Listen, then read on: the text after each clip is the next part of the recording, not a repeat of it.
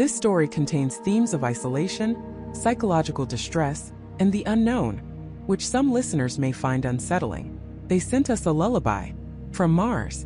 Not a distress call, not a final desperate goodbye, just a gentle, almost melancholic melody sung softly, as if to soothe a child to sleep. But there were no children on Project Ares, the first permanent human colony on the Red Planet. There were only 200 of humanity's brightest, boldest, and most ambitious minds, living their dream 100 million miles away. And then, after the last note faded, there was nothing. Absolute terrifying silence. For years, Project Ares had been the beating heart of human ambition, a testament to what we could achieve when united, when driven by a singular, breathtaking vision. Launched with global cooperation, funded by a consortium of nations and private philanthropists, it wasn't just a science outpost. It was the genesis of a new civilization. The colony, a sprawling complex of pressurized domes and subterranean habitats carved into the Valles Marineris, was a marvel. Its agricultural domes, glowing green against the crimson dust, promised self-sufficiency. Its research labs were poised to unlock secrets that could redefine our understanding of life itself. Every transmission, every grainy image of colonists laughing over a Martian-grown meal, every update on their progress building the next habitat module, filled Earth with an almost religious fervor. We were doing it. We were becoming an interplanetary species. Dr. Evelyn Reed had been there from the very beginning, not on Mars but in the sterile, humming heart of Mission Control in Houston. A communications specialist, she designed the intricate, redundant systems that kept Earth and Ares connected. Every byte of data, every spoken word, flowed through her meticulously crafted network. She knew the rhythm of the colony, the cadence of its daily operations, better than anyone. She could almost feel the subtle hum of its life support, the gentle thrum of its reactors, across the vast emptiness of space. And her connection wasn't just professional. Her younger brother, David, a brilliant botanist with an infectious laugh, was part of the pioneering crew. He'd sent her a message just last week, a quick video of a spindly, genetically engineered potato plant thriving in Martian soil, his face alight with boyish wonder. "Look, Ev, dinner is served Mars-style," he'd quipped. That image, that sound was burned into her memory. The day it happened began like any other Tuesday. The morning shift at Mission Control was a blur of data streams, telemetry readouts, and routine comms checks. Michael Chun, the mission director, a man whose calm demeanor belied the immense pressure he constantly operated under, was reviewing the day's schedules. Dr. Jessica Miller, the lead astrobiologist on Ares, was due to give a detailed report on a new microbial sample. Robert Johnson, Rob to everyone, the head of engineering on Mars, was scheduled to oversee the installation of a new atmospheric processor. It was all so normal, so mundane, so utterly alive. Then, at precisely 14:37 Greenwich Mean Time, the primary comms channel flickered. Not a full dropout, just a brief, almost imperceptible blip. Evelyn, hunched over her console, her fingers dancing across the holographic interface, noticed it instantly. "Did anyone else catch that?" she murmured, her eyes narrowing. A few heads turned, but no one had confirmed it. The system diagnostics showed green. A micrometeoroid? Solar interference? Nothing unusual. A minute later it happened again. This time longer. And then the voice. It wasn't Jessica Miller. It wasn't Rob Johnson. It wasn't Michael Chun or any of the familiar, professional voices of the Ares crew. It was a woman's voice, soft, trembling slightly but clear. And she was singing. The melody filled the silent operations room, amplified by the speakers above Evelyn's console. It was a simple tune, a nursery rhyme, a lullaby. Evelyn felt a cold dread seep into her bones. Her mind raced. Why was someone singing? And why was it being broadcast on the primary secure comms channel? This wasn't a private message. It was a broadcast meant for Earth. Michael Chun had frozen, his eyes wide, fixed on the main screen that now showed a static-filled image of the Martian surface, the comm status blinking an ominous yellow. The song continued, each note a tiny hammer striking at Evelyn's composure. The words were indistinct at first, muffled by the distance and the strange quality of the transmission. But then, as the signal seemed to briefly stabilize, a phrase came through, chillingly clear. "Sleep, my darling, close your eyes." Evelyn felt a jolt, a sickening lurch in her stomach. Her breath hitched. That lullaby. She knew that lullaby. It wasn't just a lullaby. It was their lullaby. The one her mother had sung to her and David every night when they were children. A forgotten melody from a lifetime ago, now echoing across 100 million miles of vacuum, from a colony that was supposed to be a beacon of humanity's future. Incoming data anomalous. A text several consoles down mumbled, his voice strained. Fluctuations across all bands.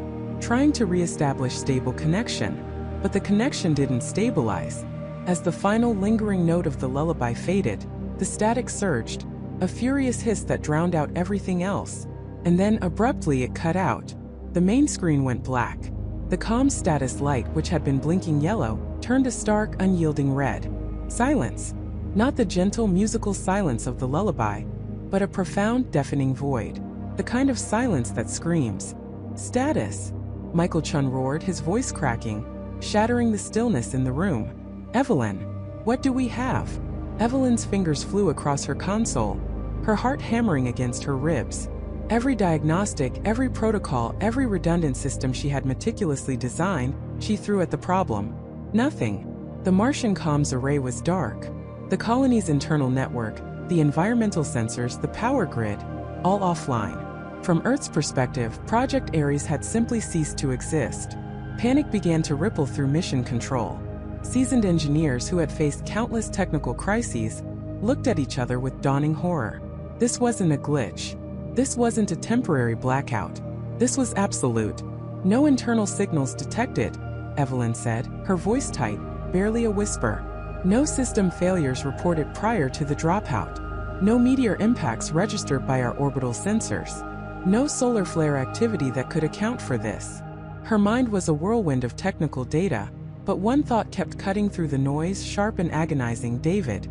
Michael Chun ran a hand through his already disheveled hair. So what are you telling me, Dr. Reed? That 200 people, an entire colony, just vanished? With a lullaby as their final message? Evelyn shook her head, her eyes burning with unshed tears. No, sir. I'm telling you it wasn't a vanish. It was a cut. Clean. Deliberate. And that lullaby. She trailed off, the memory of her mother's voice, now tainted by the Martian void, twisting in her gut. That lullaby was specific. It was personal. The implications of that fact were chilling. Far more terrifying than any natural disaster. A meteor strike would have left debris. A power failure would have had a preceding diagnostic warning. But a lullaby followed by absolute silence? It suggested consciousness. It suggested intent. It suggested something that knew how to turn off the lights, and what message would leave Earth reeling. Who was that woman? Why that song? And what could possibly have happened on Mars that would lead the last human voice to sing a child's lullaby, not as a comfort, but as a final haunting farewell? The silence stretched, vast and indifferent, a cosmic tombstone for 200 souls. And Evelyn knew, with a certainty that chilled her to the bone, that the nightmare had only just begun. The nightmare had only just begun. A cacophony of alarms shattered the sterile calm of mission control. Red lights pulsed, casting a hellish glow on the faces of the stunned technicians. The primary display, once a vibrant holographic map of the Ares IV colony, now flickered with a stark red, signal lost overlay. Evelyn, still reeling from the phantom echo of that chilling lullaby, felt a cold dread seep into her bones, colder even than the Martian night. Beside her, David Chun, the lead communications officer, slammed his fist on his console, a guttural cry of disbelief escaping his lips. No, it can't be. We just had them. The room erupted. Commands were shouted, protocols initiated, but it was a frantic, desperate dance.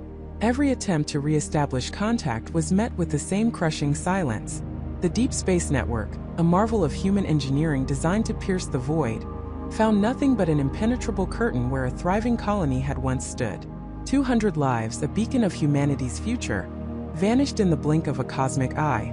Within minutes, the heavy doors of mission control swung open, and Admiral Michael Thorne strode in, his face a mask of grim determination.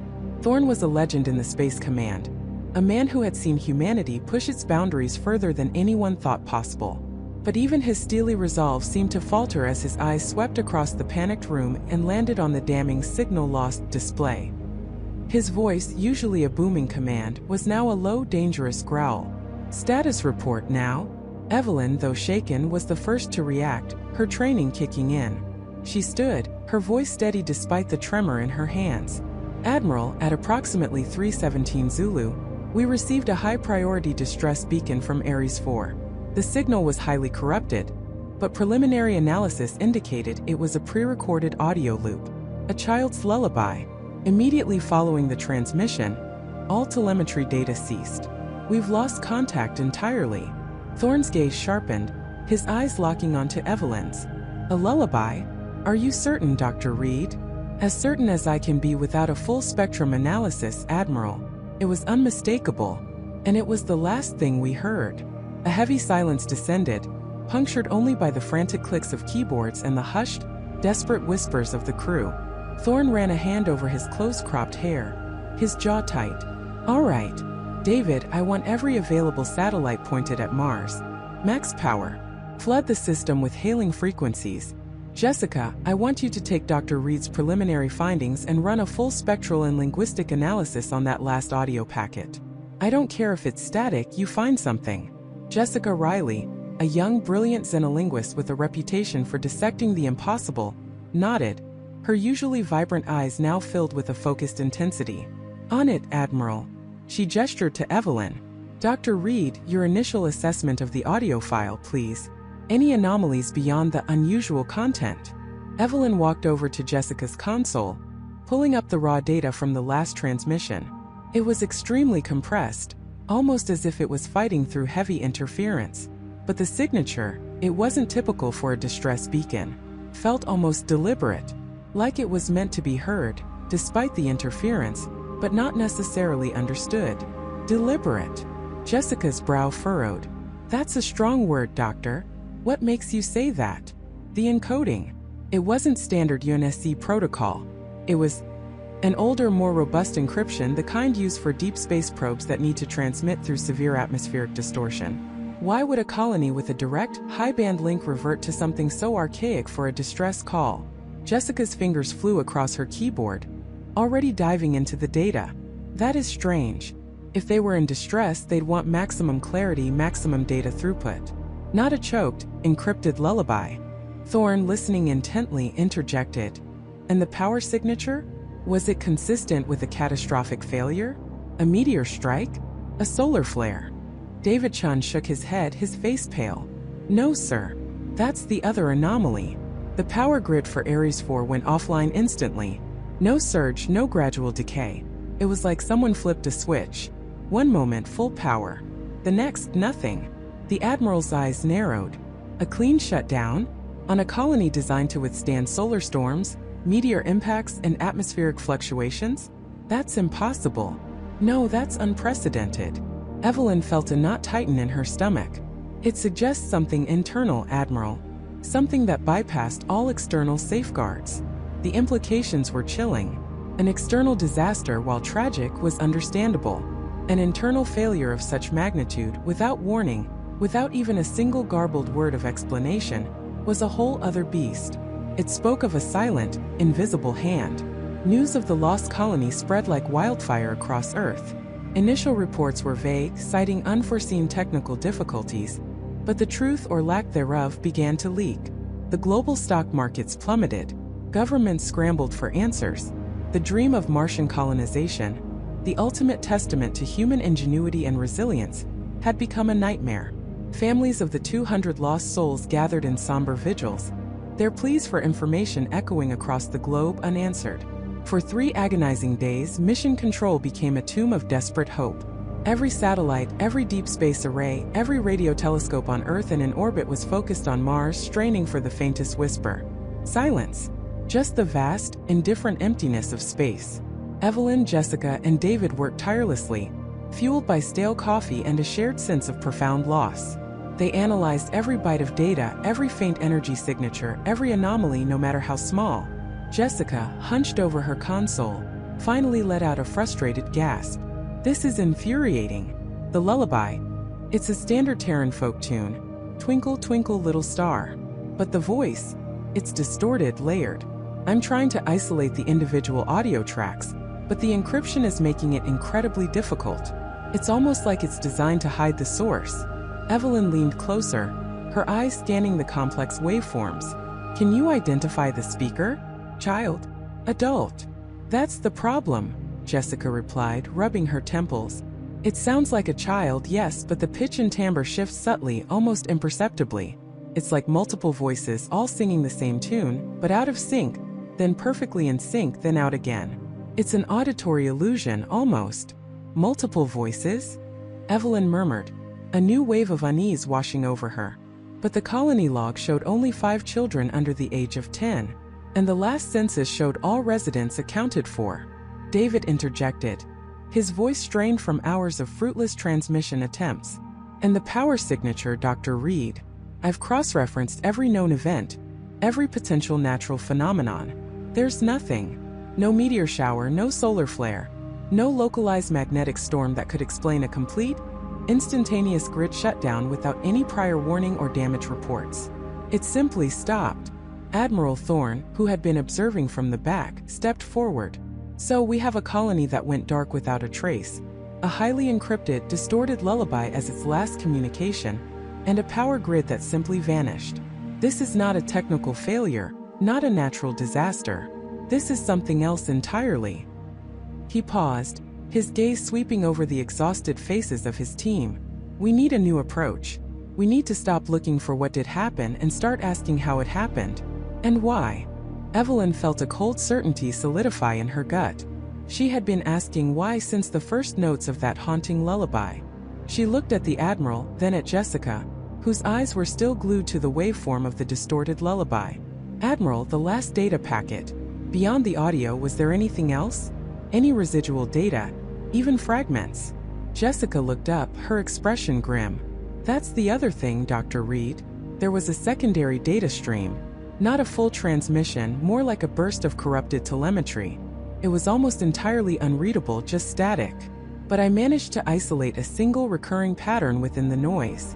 She zoomed in on a section of her screen, revealing a series of complex, repeating geometric symbols. They flickered, almost subliminally embedded within the static. It's not standard UNSC code. It's not even a known human language or mathematical sequence. Evelyn stared at the symbols, a chill crawling up her spine. They looked ancient yet utterly alien. They pulsed with a silent, disturbing rhythm. What is it? She whispered, her voice barely audible. Jessica shook her head slowly. I don't know. But it was there, buried deep in the static just before the complete blackout. It was the last thing Ares 4 sent after the lullaby, before the absolute silence. The room was quiet once more. A heavy, suffocating silence. The image of the strange, pulsing symbols on Jessica's screen seemed to glow with an ominous light. It was a message, perhaps, but one they couldn't comprehend. A final, desperate cry from the void, wrapped in a child's song, and sealed with a pattern of alien geometry. And Evelyn knew with an absolute, terrifying certainty that whatever had happened on Ares 4, it was far more complex, far more sinister, than anyone on Earth could have ever imagined. The nightmare, she realized, was only just beginning to reveal its true, horrifying face. The realization hit Emily with the force of a physical blow, stealing the air from her lungs. She gripped the cold edge of the console, knuckles white, her gaze still fixed on the flickering data stream, though she no longer registered the numbers. Her mind reeled, trying to process the implications, to reconcile the impossible with the terrifyingly real. This wasn't a system malfunction. This wasn't a tragic accident. This was something else entirely. Something premeditated, something active. A chill, colder than the vacuum of space, snaked its way down her spine. Her first instinct was to shout, to alert everyone, to demand answers. But then a second, more insidious thought crept in. Who would she tell? And more importantly, who would believe her? The official narrative, carefully constructed and continuously reinforced, painted a clear picture. A catastrophic failure, a valiant attempt to survive, an unfortunate, but ultimately explainable, tragedy. To suggest otherwise, to hint at something far darker, would brand her as hysterical, unstable, or worse, a conspiracy theorist. No, she couldn't go storming into Director Maxwell's office, waving a printout of anomalous power spikes and incoherent data bursts, claiming extraterrestrial interference or a clandestine sabotage mission. Not yet. She needed more. She needed undeniable proof, something that couldn't be dismissed or explained away by a convenient engineering flaw. Emily took a deep, shuddering breath, forcing her racing heart to slow, her trembling hands to steady. She was a mission commander, not prone to panic. Her training kicked in, an automatic response honed over years of high-pressure simulations and real-world crises. Analyze, strategize, execute. Her eyes scanned the empty command center. It was late, most of the day shift had long gone, leaving only a skeleton crew, focused on routine maintenance and monitoring. Good. Secrecy was paramount now. She had to be precise, methodical, and above all discreet. Her mind immediately went to Ben Carter, the chief engineer. He was the only one who had shared her initial unease, the only one who had openly questioned the official explanations. Ben was brilliant, a meticulous analyst who saw patterns where others saw noise. If anyone could help her sift through the digital debris of Ares 4 and find the truth, it was him. She pulled up his schedule on her tablet. He was on call, meaning he could be reached. But a secure comms line wouldn't be enough. This required face-to-face, away from any potential listening devices, any prying eyes. She decided to send him a coded message, something innocuous enough to pass scrutiny, but clear enough for him to understand the urgency. Project Nightingale requires immediate review. Meet me at Sector 7, Sublevel 3, Maintenance Access, 0200 hours.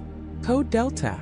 Project Nightingale was an old, defunct internal codename for a particularly thorny data recovery challenge they'd worked on years ago. Ben would know it meant something critical and off the books. As she waited for his confirmation, Emily began to re-examine the data herself, zooming in on the power fluctuations. They weren't random surges. They were rhythmic, almost like a pulse. And the strange data burst, initially dismissed as corruption, now seemed to contain a faint underlying structure. It was encrypted, she was sure of it. But with what key? And why? The hours crawled by, each tick of the clock amplifying her sense of isolation and dread. Her phone buzzed. A simple, one-word reply from Ben. Copy. At precisely 0200, Emily descended into the labyrinthine sublevels of Mission Control, a place rarely visited by anyone outside the maintenance crews. The air was cool and smelled faintly of ozone and dust. Fluorescent lights hummed overhead, casting long, distorted shadows. She found Ben already waiting, his silhouette hunched under a pipe, a tablet glowing faintly in his hands. He looked tired, his usually neat hair a bit disheveled, but his eyes were sharp, alert. Emily, he said, his voice low. What's so urgent it requires a clandestine meeting worthy of a spy novel? She didn't waste time with pleasantries. It's Ares 4, Ben. It's not what they're telling us. She handed him her tablet, pulling up the anomaly reports. Look at this. The power fluctuations. The data burst. They're not consistent with a catastrophic system failure. Ben's brow furrowed as he studied the screen, his fingers deftly swiping and zooming. He was silent for a long moment, his analytical mind processing the raw data. You're right, he finally murmured, his voice laced with a growing unease. These power spikes, they're not random. They've got a periodicity to them, almost like a deliberate power cycle. And this data burst, it's not just static. There's a signature here, a distinct frequency modulation. Exactly, Emily urged, leaning closer. It's too organized to be random, and it's too specific to be a simple malfunction. Someone or something was doing something with the power grid, and that data burst. I think it's a transmission. Encrypted. Ben looked up, his eyes meeting hers, a shared understanding passing between them. A transmission? From where? To where? And encrypted with what? That's what we need to find out, Emily said, her voice barely a whisper. But we can't do it through official channels. Director Maxwell is already pushing for closure. He wants this wrapped up, neatly packaged and filed away. He'll dismiss us as alarmists. Ben nodded grimly. Maxwell cares more about public perception and budget approvals than the truth. He'd bury this faster than a Martian rover in a sandstorm if it threatened his career. He paused, then looked at her intently. So what's your plan, Commander? We analyze it ourselves. Off the grid. We use the auxiliary servers, the ones that aren't constantly monitored. We try to decrypt that data burst. And we go through every single log from Ares 4, even the ones marked corrupted, with a fine-tooth comb. Every power surge, every comms flicker, every environmental reading. We look for anything, Ben. Anything that doesn't fit. It's a needle in a haystack, Emily, Ben said, but there was no protest in his voice, only a steely resolve. A very large, very dark haystack 10 light minutes away. Then we'll find the needle, she retorted, her jaw set. Because if I'm right, if this is truly something deliberate and sinister, then the lives of those 6 astronauts weren't just lost to an accident. They were taken. And we owe it to them to find out how, and by whom. Over the next few days, Emily and Ben plunged into a covert operation, a shadow investigation beneath the very nose of Mission Control. They worked in staggered shifts, using forgotten access codes and obscure network pathways to tap into the raw data feeds from Ares 4. Emily focused on the command logs and environmental sensors, meticulously cross-referencing every discrepancy. Ben, with his unparalleled expertise, delved into the intricacies of the power grid, trying to map the strange rhythmic pulses, and more crucially, attempting to crack the encryption on the mysterious data burst. The stress was immense. Emily found herself constantly looking over her shoulder, jumping at shadows, her paranoia growing with each passing hour. Every casual glance from a colleague, every unexpected knock on her office door, sent a jolt of fear through her. She ate little, slept less, fueled by strong coffee and an unshakable sense of dread. Then late one night, a week into their clandestine work, Ben sent her an urgent encrypted message. Got something. Meet me in the usual spot. Code Delta. Emily's heart hammered against her ribs. She moved quickly, her mind racing with possibilities.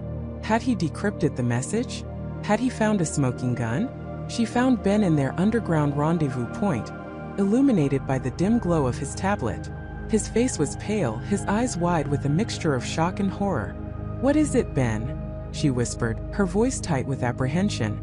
He didn't speak, simply turned the tablet towards her.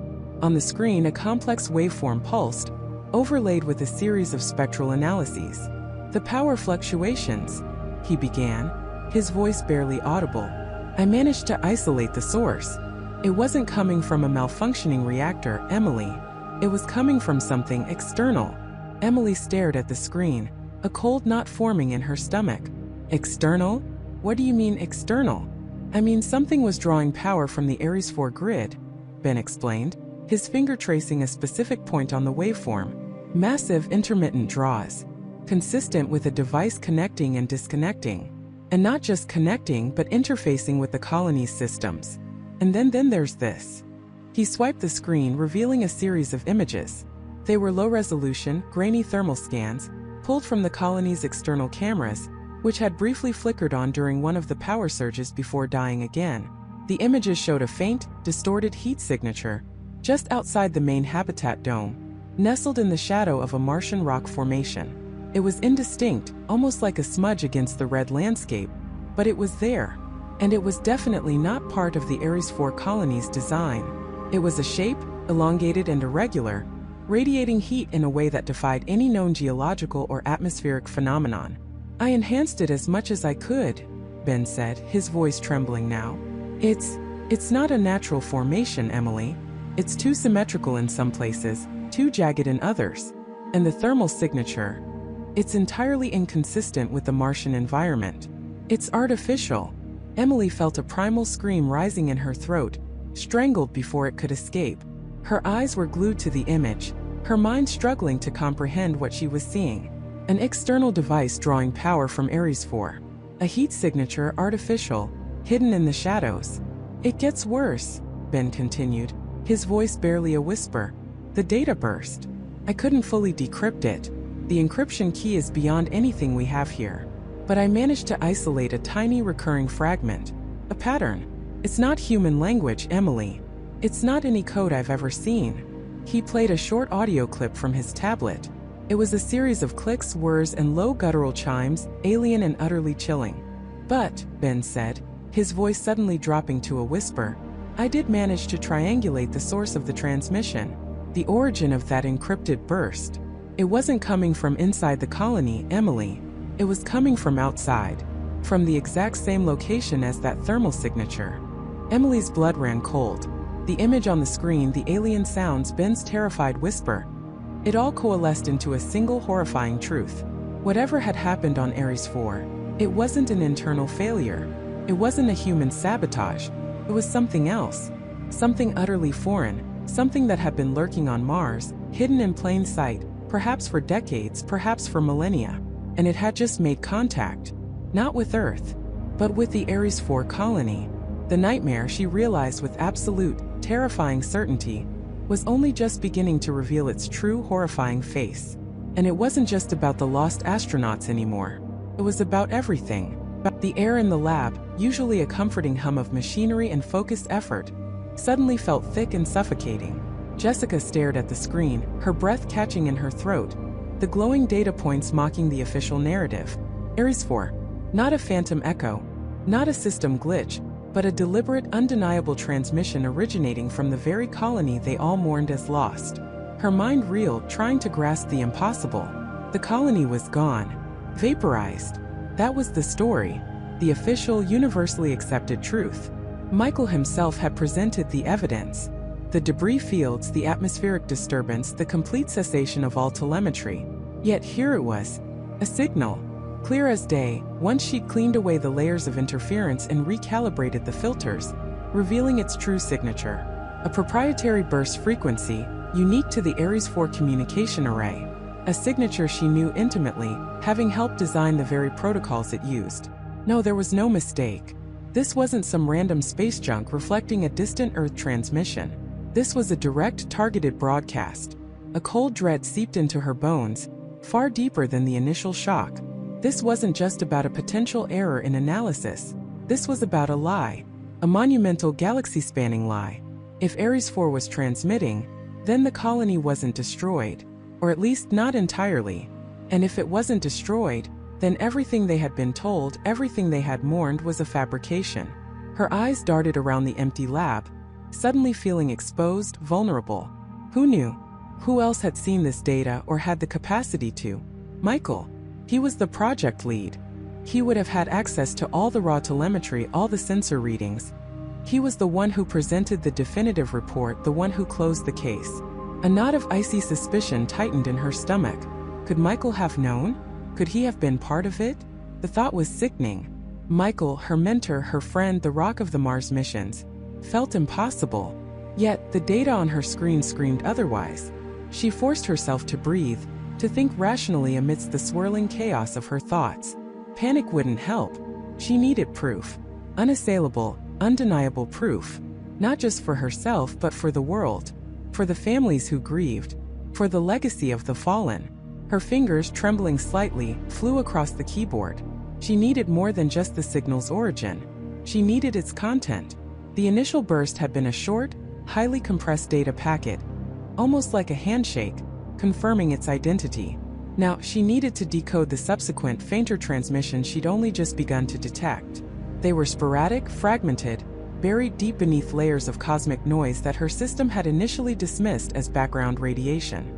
Hours blurred into a relentless, caffeine-fueled vigil.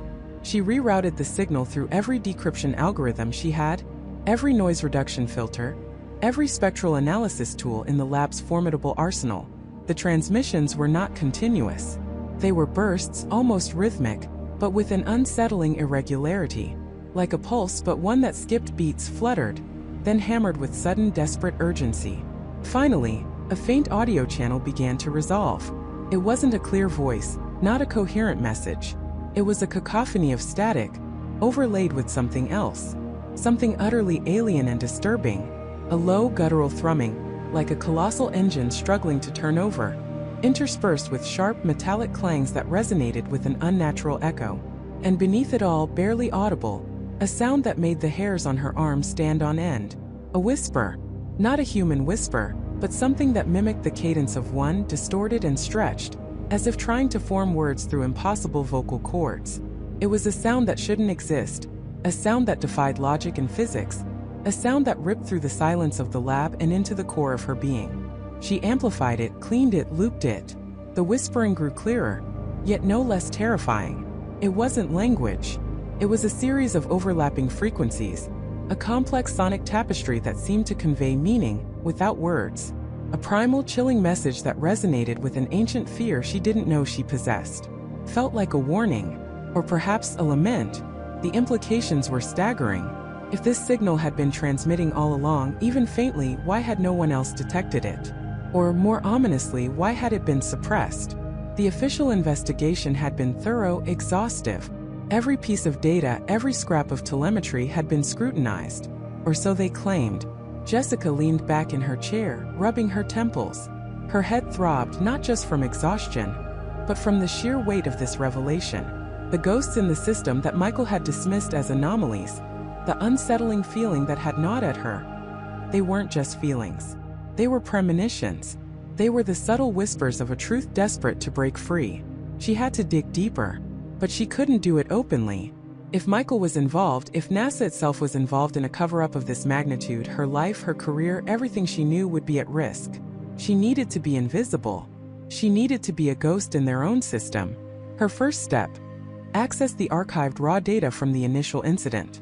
Not Michael's synthesized reports, but the unprocessed, unfiltered sensor readings from the days leading up to and immediately following the supposed destruction of Ares 4. She knew the archives were heavily protected, layered with security protocols and access logs.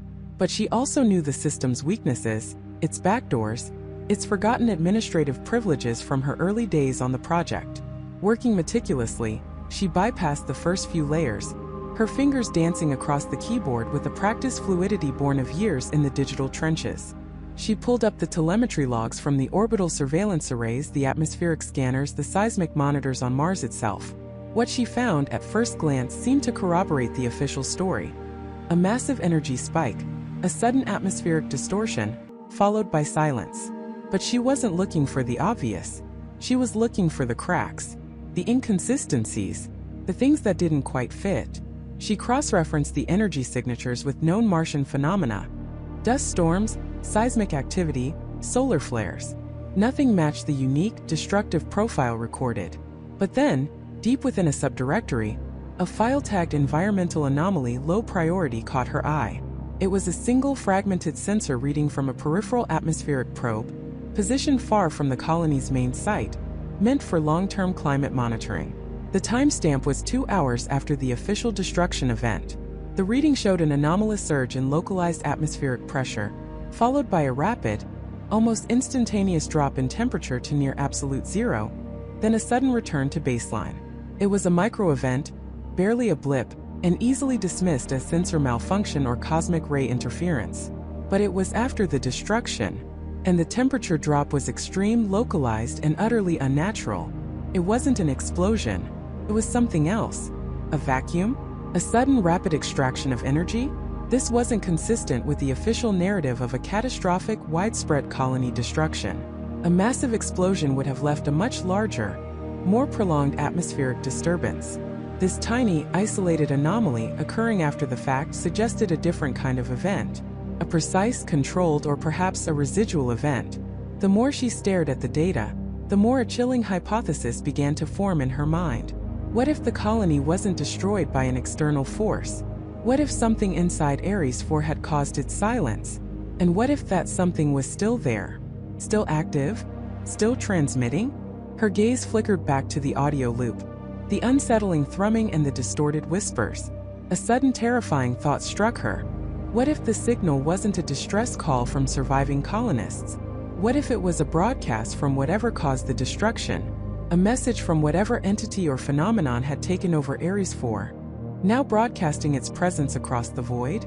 The implication sent a shiver down her spine that had nothing to do with the lab's climate control.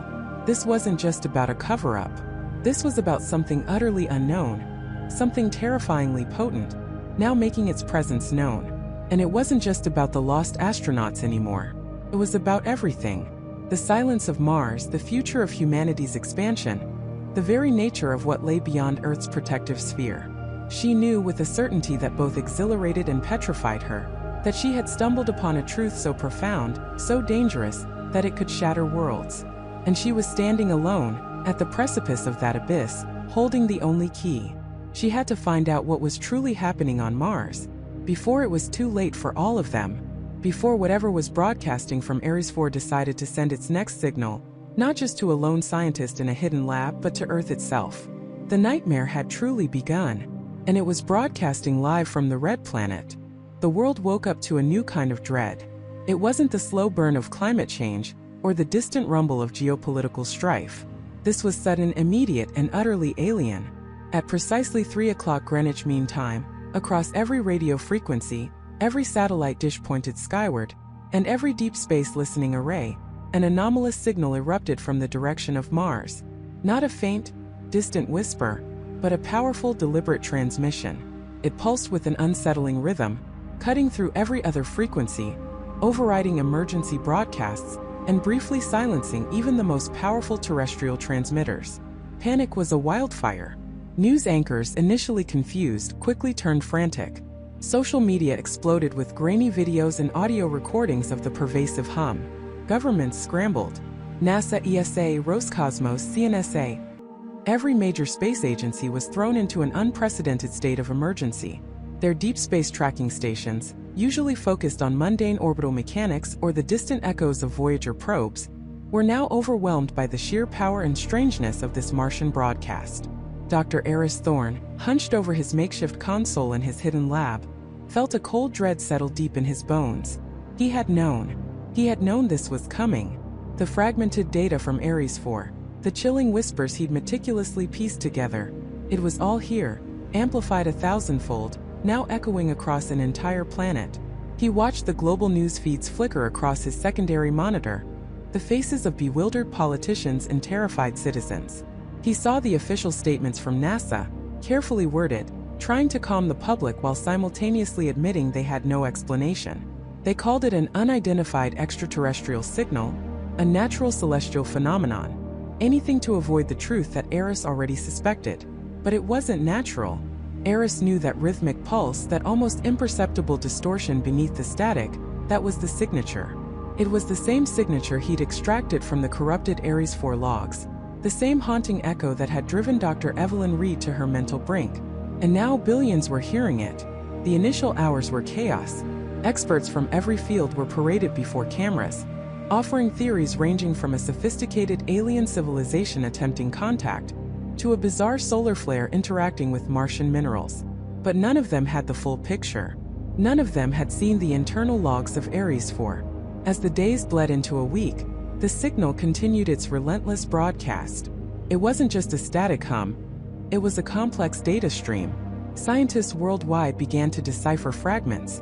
It was highly structured, mathematically precise, yet utterly devoid of any recognizable language or pattern that made sense to human observers. It was like receiving a complete encyclopedia written in a language no one had ever conceived, with no Rosetta Stone in sight. A global task force was hastily assembled, led by Dr. Lena Hansen, a brilliant but notoriously ambitious astrophysicist from JPL, and General Marcus Vance, a stern, unyielding military strategist. The Mars Signal Initiative, MSI, became the central hub for all research and response. They commandeered the largest radio observatories, pooling resources and intellect, working around the clock.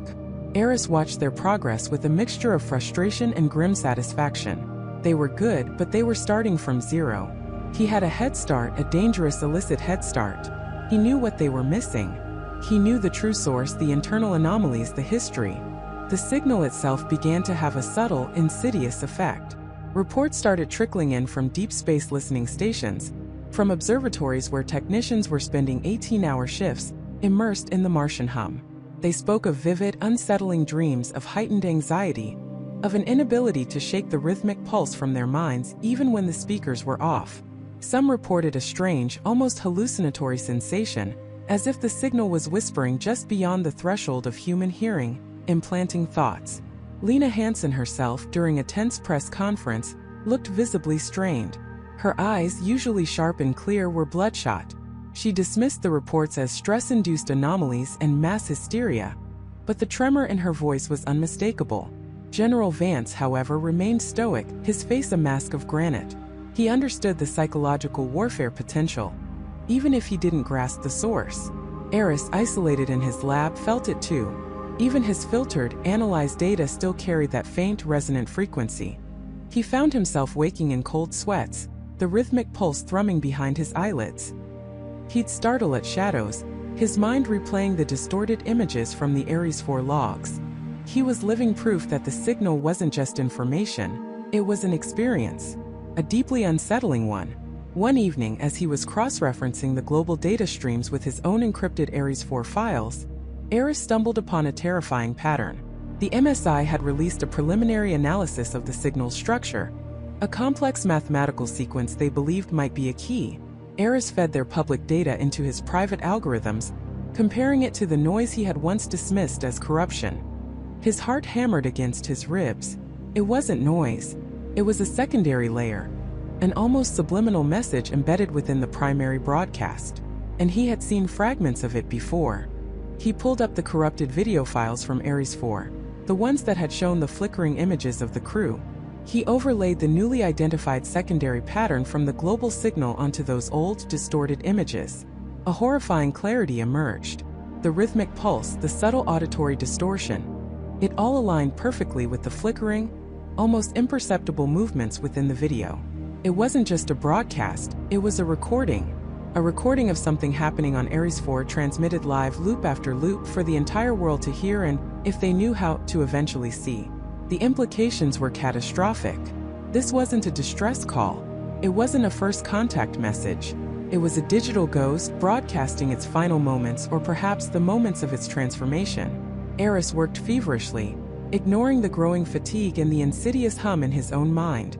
He refined his algorithms, peeling back layers of the global broadcast, using his unique access to the Ares 4 internal systems as a decryption key. What he uncovered next froze his blood. The secondary layer wasn't just aligned, it was narrating. It was a sequence of visual data, extremely low resolution, almost a series of abstract shapes at first glance. But with enough processing power, enough of Ares's specialized filters, they resolved. They were schematic diagrams of the Ares 4 colony. And within those diagrams, specific locations were highlighted. The hydroponics bay, the life support module, the crew quarters, and then a repeating pattern of movement within those highlighted areas. Not human movement, something else. Something too fast, too fluid, too wrong. And embedded within the audio stream of this secondary layer, barely audible, almost a phantom sound, was a repeating guttural click. A sound that wasn't human, wasn't mechanical, and wasn't natural. It was a sound Ares had heard before, in the deepest, most corrupted parts of the Ares 4 logs. A sound he had dismissed as data corruption. Now it was clear. It was a sound of immense, predatory patience. He zoomed in on one of the schematic highlights, the medical bay. The visual data, still abstract, showed a rapid, expanding pattern, like something spreading, and then a single clear frame resolved. A human silhouette, lying on a diagnostic bed. And then a flicker. Something behind it. A shadow that didn't quite belong. Too many limbs. Too many angles. Ares slammed his fist on the console. This was it. This was what had happened. This was what the Ares 4 had been trying to warn Earth about. Even in its final moments of whatever corrupted consciousness was left, something had gotten inside. And it wasn't just broadcasting. It was showing them. He knew he couldn't stay silent anymore. The Global Task Force, the MSI, they were trying to solve a puzzle with half the pieces missing. And the missing pieces were in his lab, in his encrypted files, in his disgraced past. He had to make a choice. Protect himself, maintain his anonymity, and let humanity walk blindly into a potential extinction event, or come forward, risk everything and expose the truth. A truth that would sound like madness. He looked at the flickering image on his screen, the abstract horror taking shape. The Mars Signal Initiative was close to cracking the primary layer, the mathematical sequence. But they were missing the narrative. They were missing the warning. He thought of Evelyn, her haunted eyes, her desperate pleas for him to listen. He thought of the crew of Ares 4. Their faces now just ghostly blurs in a digital nightmare. He knew what he had to do. He had to contact someone. Someone credible. Someone who would listen, even to a scientist who had fallen from grace. But who? Who would believe him? And more importantly, who would protect him from the very people who had exiled him? The guttural click echoed in his ears, no longer just from the speakers, but from within his own mind. It was a sound of hunger, and it was coming from Mars, directly to Earth. He had to make his move, and fast, before the world decoded enough of the signal to understand the horror, but too late to stop it. He reached for his secure comms unit, his hand trembling. He typed in a name he hadn't contacted in years. A former colleague, a woman named Jessica Chun, who had always believed in his radical theories, even when no one else would. She was a risk, but she was his only hope. The nightmare wasn't just broadcasting from the Red Planet anymore. It was knocking on Earth's door, and Eris Thorne was the only one who had heard the true sound of its approach. Eris Thorne knew he was chasing a ghost.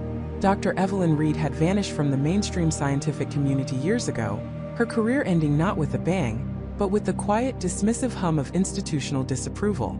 Her theories, once considered radical, then dismissed as fantastical, had become a cautionary tale whispered in hushed tones among junior researchers, the brilliant mind that flew too close to the sun. His search led him down forgotten digital rabbit holes, through dusty academic archives, and finally to a remote, almost derelict research facility nestled deep within the Cascade Mountains.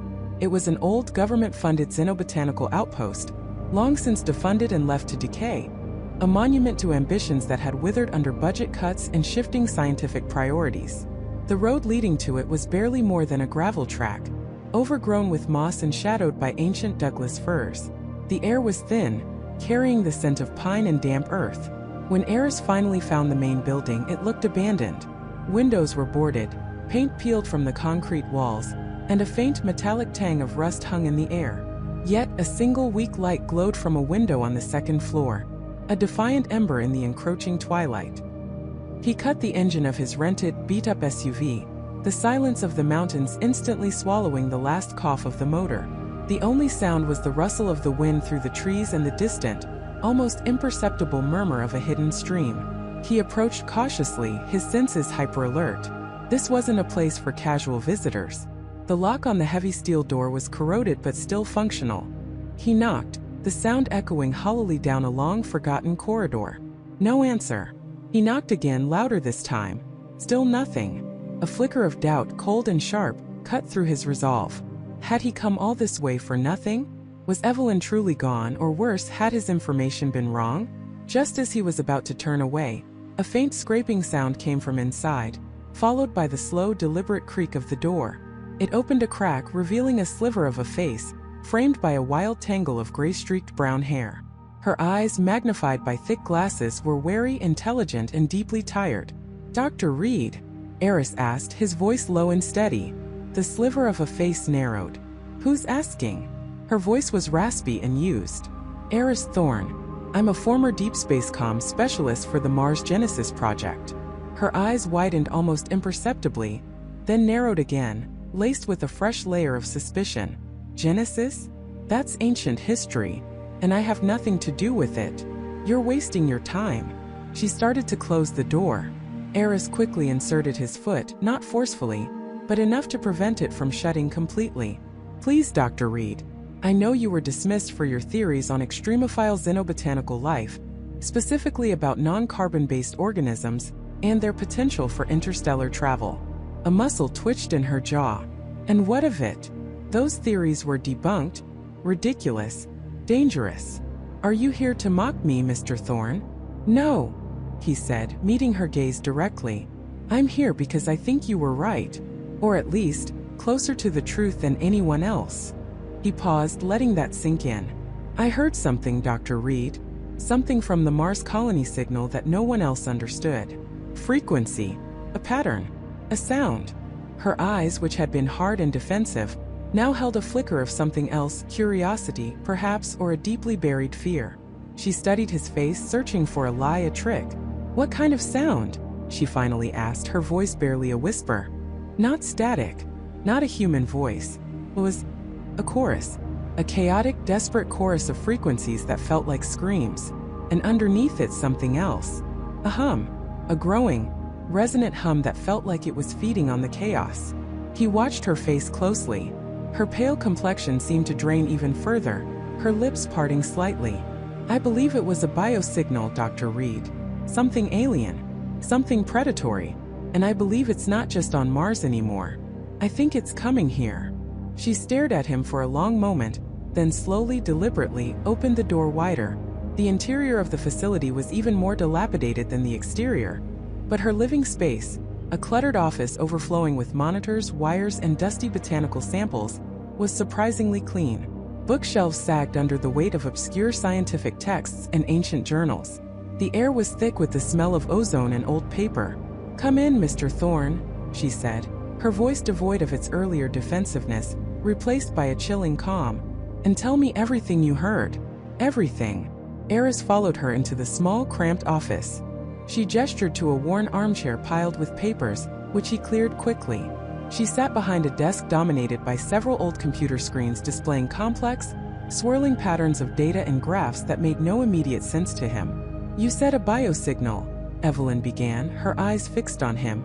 "Describe it." "The frequencies, the harmonics, the feeling." Eris recounted his experience in meticulous detail, the unnerving clarity of the signal, the way it had burrowed into his mind, the visceral terror it evoked. He described the layered complexity, the dissonant harmonies, and the underlying rhythmic pulse that felt less like a natural phenomenon and more like a deliberate, intelligent signature. He spoke of the increasing intensity, the sense of a vast, overwhelming presence. As he spoke, Evelyn's expression shifted from skepticism to grim recognition, then to a profound, almost desolate understanding. She occasionally interjected with sharp, technical questions about specific frequency ranges or modulation patterns, which Eris answered with the precision of his years of training. When he finished, a heavy silence descended, broken only by the whirring of the old computers. Evelyn leaned back in her chair, her gaze distant, lost in thought. "You've heard it," she finally murmured, her voice barely audible. "The whisper of the void, as I called it. They laughed at me." She gestured around her cluttered office. "This is where I came to die, Mr. Thorne, to bury my madness with my research." "What is it, Dr. Reed?" Eris pressed, a knot of dread tightening in his stomach. She turned to her monitors, her fingers flying across a dusty keyboard. Complex data streams scrolled across the screens. "My research, dismissed as xenophobic pseudoscience, focused on the theoretical possibility of non-cellular, self-propagating energy-based life forms. Entities that don't conform to our carbon-based understanding of biology. Organisms that could exist as pure electromagnetic frequency, capable of interacting with, and even manipulating organic matter, at a fundamental level." She pulled up a series of graphs that looked eerily similar to the patterns Eris had seen in the Mars signal. "I theorized about what I called resonant contagions, specific energy signatures that could, under the right conditions, induce a kind of biological cascade. A transformation, not an infection in the viral sense, but a restructuring, a retuning of existing life." Eris felt a chill deeper than the mountain air.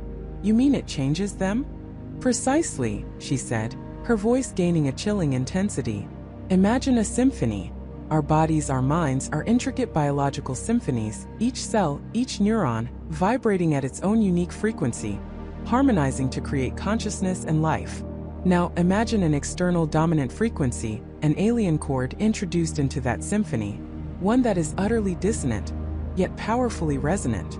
It wouldn't just disrupt it, it would seek to reorchestrate it, to force it to play a different tune. Its tune." She pointed to a particularly jagged waveform on one screen. "This is what I detected faintly years ago in background radiation data from deep space probes. A signature that correlated with inexplicable power fluctuations in distant observatories, and even disturbingly, with localized neurological anomalies reported by deep space astronauts. Episodes of profound disorientation, auditory hallucinations, even temporary catatonia. They dismissed it as space sickness, equipment malfunction, or psychological stress. But you thought it was more," Eris finished, his mind racing, connecting the dots to the Mars colony's sudden silence, the cryptic, terrifying signal. "I believed it was an attempt at communication. Or perhaps, a form of propagation," Evelyn corrected, her voice grave. "A broadcast, yes, but not just of information. Of itself. A biofrequency that, given enough exposure, could rewrite the fundamental code of organic life. Turn a living being into a receiver, a transmitter, a host." "The screams," Eris whispered, remembering the agonizing chorus. "They weren't just distress calls. They were the process." Evelyn nodded, her face a mask of sorrow and grim validation. The human mind, the human body, fighting against a forced retuning. A battle for identity at the cellular level. The raw, primal terror of having your own symphony hijacked, turned against itself, to serve an alien conductor. She swiveled a monitor to face him, displaying a complex, three-dimensional model of the solar system. Numerous small, faint red dots pulsed on the outer fringes, and a much larger, brighter one throbbed menacingly around Mars. But what truly snatched Eris's breath away was a cluster of smaller, almost imperceptible green dots, like tiny venomous spores, now appearing in the inner solar system. One was perilously close to Earth. My colleagues believed these signals were just cosmic noise, Mr. Thorne. My theories were deemed unethical. I was accused of fear-mongering, of promoting a universal xenophobia that would hinder humanity's expansion into space.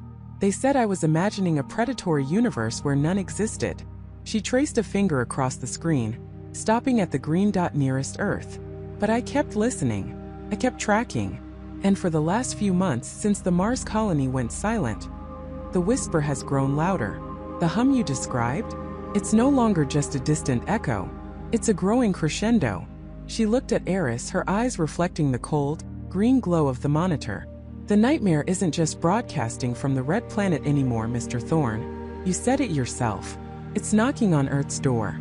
But it's not just knocking. It's already here. And it started to hum. Thorne's mind reeled. Hum? What hum, Dr. Eris? Are you talking about some kind of frequency, a broadcast? Or are you speaking metaphorically? Dr. Eris leaned forward, her eyes intense, reflecting the flickering data. Both, Mr. Thorne. And neither exactly. Imagine a subtle, pervasive vibration. Not just sound, but an energetic signature. A resonance that doesn't just travel through airwaves, but through the very fabric of our reality, our technology, even our biology. We've been detecting it for weeks now, a faint, almost imperceptible low-frequency oscillation. It started as background noise, something we filtered out, dismissed as atmospheric interference or equipment malfunction. But then it grew, and it began to cohere. She gestured to a secondary monitor, quickly pulling up a complex spectrogram. Look here. This isn't random noise. This is structured. It's evolving. And it maps perfectly to the patterns we've been extracting from the Mars colony's distress signal. It's the same signature, just attenuated.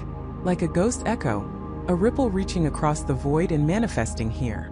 Thorne squinted at the screen, the vibrant colors of the spectrogram swirling like an alien aurora. What does it do? He asked, his voice barely a whisper. The implication was terrifying. If the signal was a nightmare, and its echo was here, what kind of nightmare was it bringing? That's the critical question, isn't it? Eris replied, her voice soft but laced with an urgency that sent a shiver down Thorne's spine. At first it was subtle. Anomalies. Glitches in systems that shouldn't glitch. Data corruption that defied conventional explanation.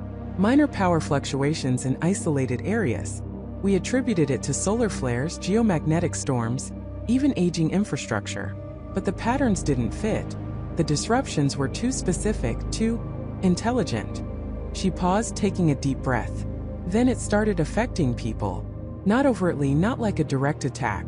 More like a slow, insidious erosion. We saw spikes in reported anxiety, irrational fears, heightened irritability in localized populations. People complaining of persistent low frequency, buzzing in their ears that doctors couldn't explain. A general sense of unease, a pervasive feeling that something was off. Are you saying this hum is making people sick? Mentally. Thorne felt a cold knot tighten in his stomach. He thought back to his own recent bouts of restless sleep, the nagging sense of dread that had followed him since he'd taken this case. Could he already be affected? Not exactly sick, Mr. Thorne, not in the traditional sense, Eris clarified. Think of it as a subtle influence, a disruption of cognitive coherence. The human brain is a complex electrochemical system, incredibly sensitive to external stimuli. Imagine a finely tuned instrument, and then introduce a constant, almost subliminal vibration that's just slightly out of sync. It won't shatter the instrument, but it will slowly, subtly throw it off key. She turned back to the main monitor, where the chaotic, flickering images from Mars continued their silent horror show. We initially thought the Mars signal was a message, a warning. Now I believe it's more than that. It's a carrier wave. And the hum is the payload, slowly disseminating whatever corrupted information or energy signature it contains, right here on Earth. Where is it strongest? Thorne demanded, his mind racing. He needed a focal point, something concrete to grasp. Eris pulled up another map, this one of the continental United States. Overlaying it were shimmering, heat-mapped contours, glowing faintly green in some areas, intensifying to an ominous amber and then a deep, pulsating crimson in others. We've been tracking its intensity through a network of advanced atmospheric and seismic sensors, originally designed for early warning systems. The hum isn't uniform, it's localized, a series of expanding nodes. And the strongest concentrations, the areas where the hum is most pronounced, are clustered around major population centers, particularly those with high-density technological infrastructure. She zoomed in on a specific crimson hotspot. Right here, for instance, a significant peak in the hum's signature. This is a data center complex in eastern Ohio, one of the largest in the Midwest. It handles massive amounts of internet traffic, financial transactions, cloud storage. It's a nexus of information flow. And what's happening there? Thorne pressed, his gaze fixed on the glowing red blotch. Reports of unprecedented system failures, data integrity issues, minor infrastructure collapses that defy engineering logic, Eris stated, her voice grim. Not catastrophic, but persistent. Like a slow, deliberate sabotage. And then there are the human elements. Increased employee turnover, uncharacteristic aggression, a noticeable rise in stress-related health issues among staff. You think the hum is causing these things directly? Thorne asked, skepticism warring with a growing sense of dread. It sounded like something out of a sci-fi B-movie, yet Eris's conviction was unnerving. I think the hum is creating an environment where these things become more probable, more likely, Eris corrected. It's a destabilizing force. It lowers thresholds. It exploits weaknesses. Imagine a virus that doesn't directly kill its host, but weakens the immune system, making the host vulnerable to every other pathogen. So it's not just a signal from Mars, Thorne mused aloud, connecting the dots. It's an invasion, but not with ships or soldiers, with a frequency, a vibration, an informational weapon, Eris confirmed, nodding slowly. Or perhaps an unintended side effect of whatever happened on Mars. We don't know its intent, only its effect. But the effect is undeniable, and it's growing. She then pulled up a series of news headlines, projected onto a smaller screen. Look at these, Mr. Thorne. Isolated incidents, dismissed by authorities. A sudden spike in road rage incidents in Los Angeles last week, leading to multiple collisions. A bizarre, inexplicable power surge in a New York City subway line, causing a temporary shutdown and widespread panic. A series of seemingly random, but unusually violent domestic disputes reported across suburban Texas. Each one on its own seems like an unfortunate coincidence. But when you overlay them with the hum's intensity map, she activated an overlay on the map, and small, blinking red dots appeared, clustering eerily within the crimson hotspots. The correlation is chillingly precise. It's not causing these events, not directly, but it's amplifying existing tensions, eroding rational thought, pushing people towards the edge. It's making the worst versions of ourselves more likely to emerge. Thorne felt a cold dread settle deep in his bones.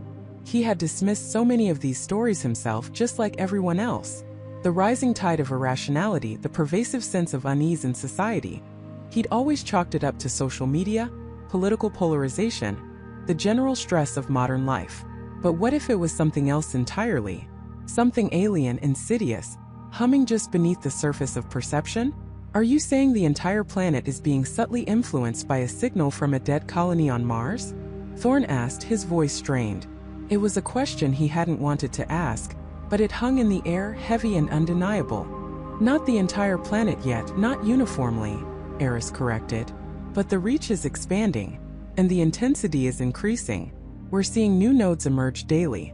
It's like a metastatic cancer, spreading quietly, invisibly, until it reaches a critical mass. And what happens when it reaches that critical mass? Thorne prompted, the terror growing. Eris looked at him, her eyes dark and full of a profound weariness. We don't know, Mr. Thorne. But if the behavior we're seeing on Mars, the self-destructive chaos, the apparent loss of reason, if that's the ultimate outcome of prolonged exposure to this signature, then we are in grave danger. The hum isn't just an echo anymore. It's becoming a symphony of discord, and we're all caught in its unsettling melody.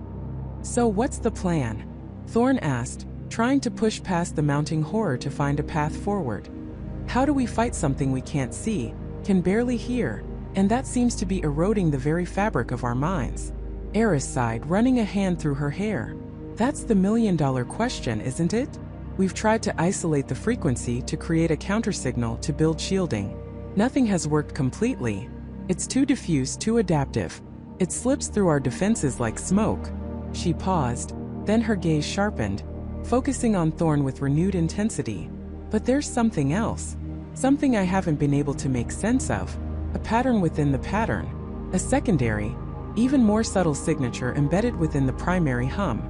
It's incredibly faint, almost lost in the noise, but it's there.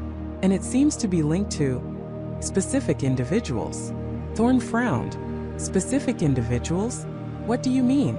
It's a hypothesis, Mr. Thorn, and it's highly speculative, Eris began, her voice cautious.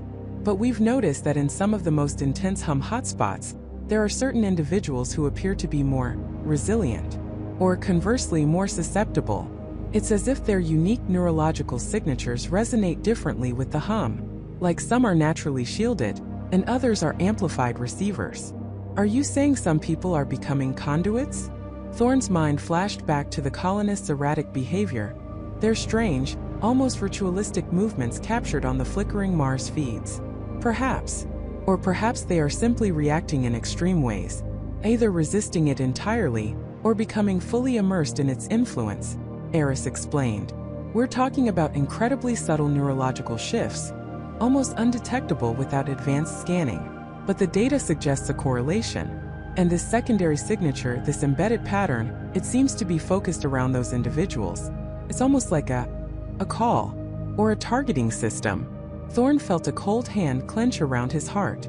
A targeting system? For what? Eris shook her head slowly. I don't know. But the implications are terrifying. If this hum can influence minds, and if it can target specific individuals, then it's not just a random wave of chaos. It's something far more deliberate, far more dangerous. It suggests an intelligence, or at least a highly evolved mechanism behind it. And if that's the case, then the nightmare isn't just knocking, Mr. Thorn. It's choosing its victims. And it's preparing to open the door. She brought up another image on the screen. A series of complex waveforms, overlaid with data points that shimmered with an eerie, almost organic glow. This is the secondary signature. We've managed to isolate it, stabilize it, amplify it. And what we found, it's unlike anything we've ever encountered. It's not just a frequency. It's a complex, multi-layered data stream. A language, perhaps.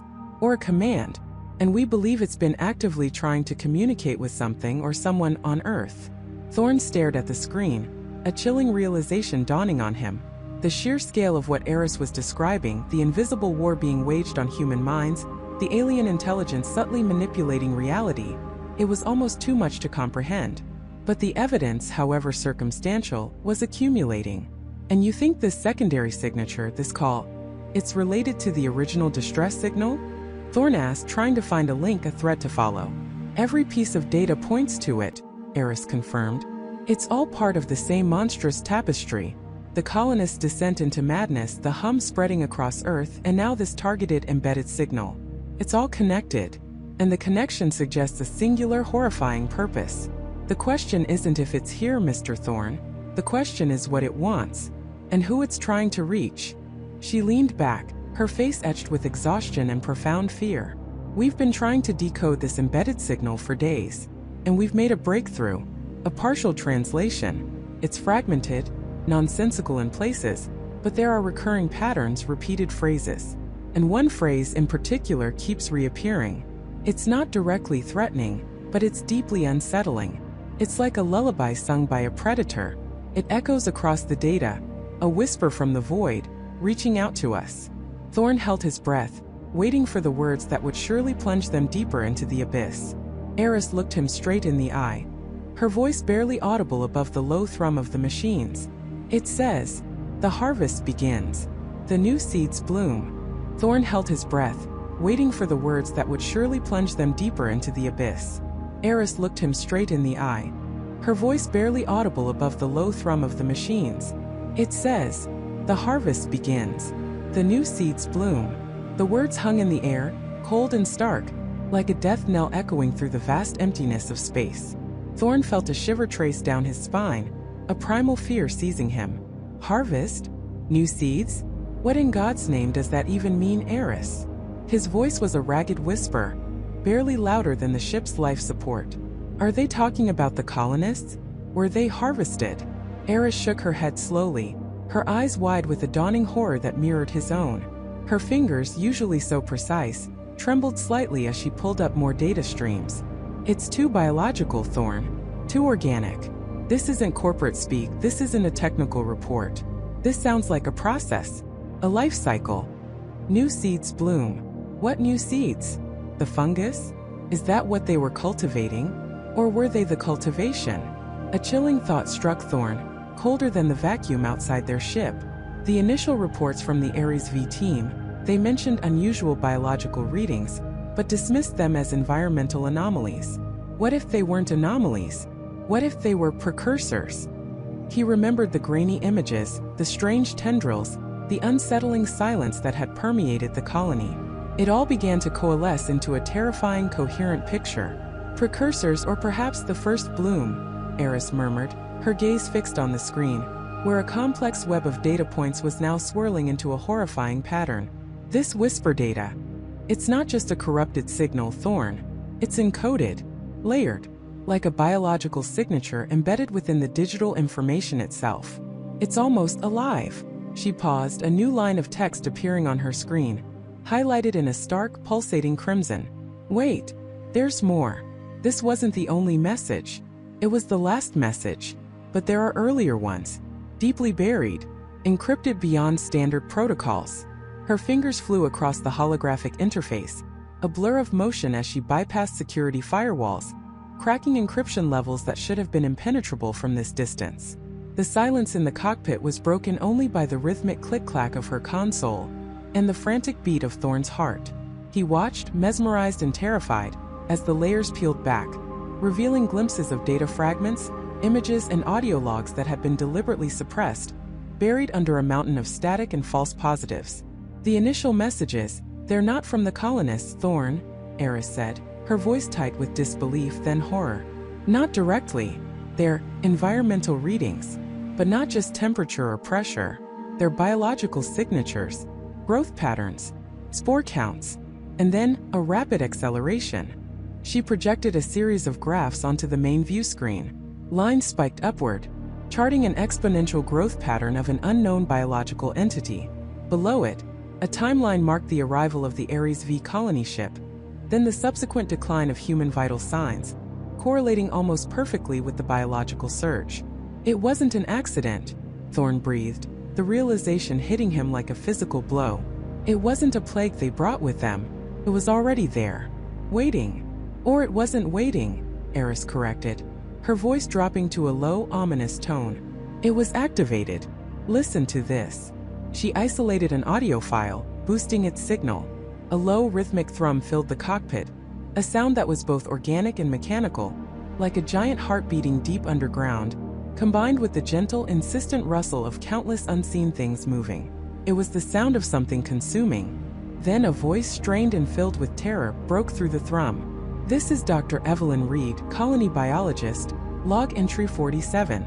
We've detected a rapid proliferation of the indigenous fungal biome. It's aggressive, unprecedented.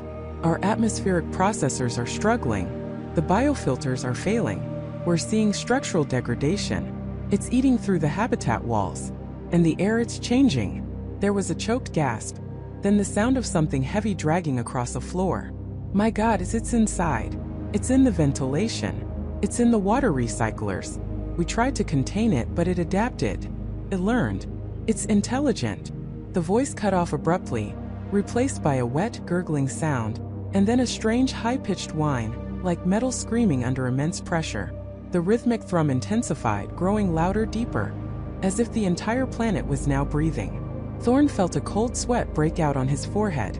Intelligent? A fungus? That's impossible. Is it? Eris countered, her eyes scanning another data stream. Look at this.